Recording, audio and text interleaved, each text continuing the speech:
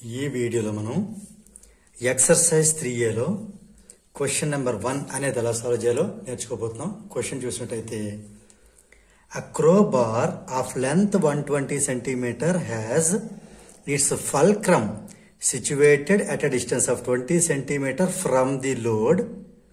Calculate the mechanical advantage of the crowbar. ఈ problem ఎలా solve చేద్దాం అంటే క్రోబార్ అనేది ఈ షేప్లో ఉంటుంది, రైట్. ఇక్కడ మనకి లోడ్ అనేది ఇక్కడ ఉంటుంది.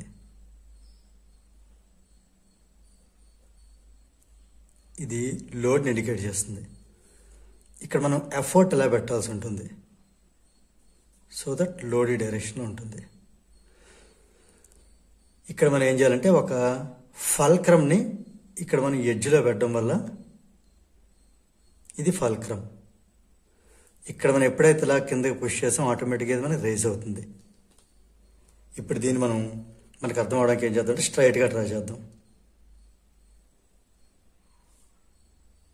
ఇది ఈ ఫర్ ఎఫర్ట్, ఇది ఎఫ్ ఫర్ ఫల్క్రమ్, ఇది ఎల్ ఫర్ లోడ్, రైట్. ఇప్పుడు ఈ క్రోబార్ లెంత్ అంతా 120 సెంటీమీటర్ అంటే ఇక్కడి నుంచి ఇక్కడ దాకా మనకి ఇందులో అర్థం అవ్వాలంటే ఇక్కడి నుంచి ఇక్కడ వరకు ఇదంతా 120 సెంటీమీటర్, రైట్. ఇదంతా క్రోబార్ అంటే దీన్ని నేను ఇక్కడ స్ట్రైట్గా చూపిస్తున్నాను అంతే. ఓకే, ఫల్క్రమ్ ఎక్కడ ఉంది అంటే 20 సెంటీమీటర్. ఎక్కడి నుంచి? లోడ్ నుంచి. అంటే లోడ్ నుంచి ఫల్క్రమ్ 20 సెంటీమీటర్. ఇది ఈ డిస్టెన్స్ ఎక్కడైనా 20 సెంటీమీటర్ వస్తున్నాను,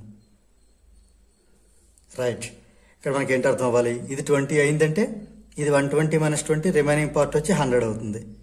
ఇక్కడ నేను రాస్తున్నాను ఇది 120 మైనస్ ఈ 20 తీసేస్తే 100 సెంటీమీటర్. ఎక్కడి నుంచి? ఎఫ్ నుంచి ఈ వరకు, రైట్. ఇప్పుడు మనకి ఏం ఫైండ్ అవుట్ చేయాలి? మెకానికల్ అడ్వాంటేజ్ ఫైండ్ అవుట్ చేయాలి. ఇక్కడ మనకి ఇచ్చిన వాల్యూస్ ఏంటో రాసేద్దాం. క్రోబార్ అనేది మనం ఈ నుంచి ఎల్ వరకు తీసుకుందాం. ఈ టు ఎల్ అనేది 120 సెంటీమీటర్.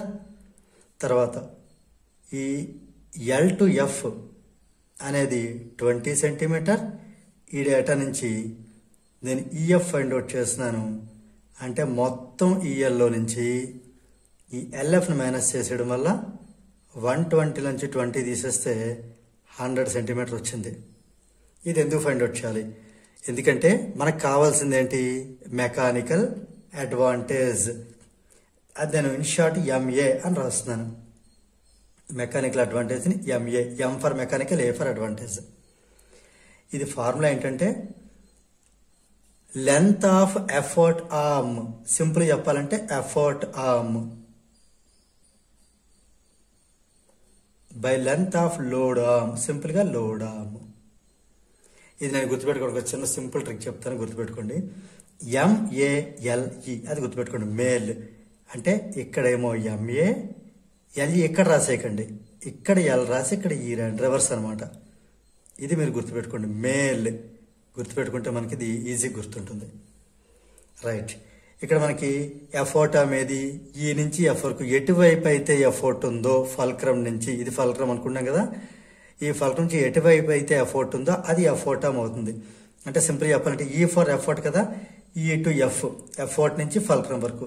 ఇది లోడ్ నుంచి ఫల్క్రమ్ వరకు. అందుకనే ఇందాక మనం ఈఎఫ్ సపరేట్ ఫైండ్ అవుట్ చేసాం. ఈఎఫ్ అనేది అంతా 100 సెంటీమీటర్ డివైడెడ్ బై ఎల్ఎఫ్ ఏమో 20 సెంటీమీటర్. సెంటీమీటర్ క్యాన్సిల్ అవుతుంది. 100/20 అంటే 5. 25 ఇచ్చారు కదా 100. Therefore mechanical advantage of the crowbar is 5. ఇక్కడ మనం గమనించాల్సిన విషయం ఏంటంటే ఇది రేషియో, సెంటీమీటర్ కానీ మీటర్ కానీ ఏదైనా సరే లెంత్, ఈ లెంత్కి రేషియో కాబట్టి it has no units. So ఇలా మనం ఈ ఫైనల్గా ఆన్సర్ వదిలేయచ్చు. సో దీంతో మనకి క్వశ్చన్ నెంబర్ 1 అనేది కంప్లీట్ అయింది.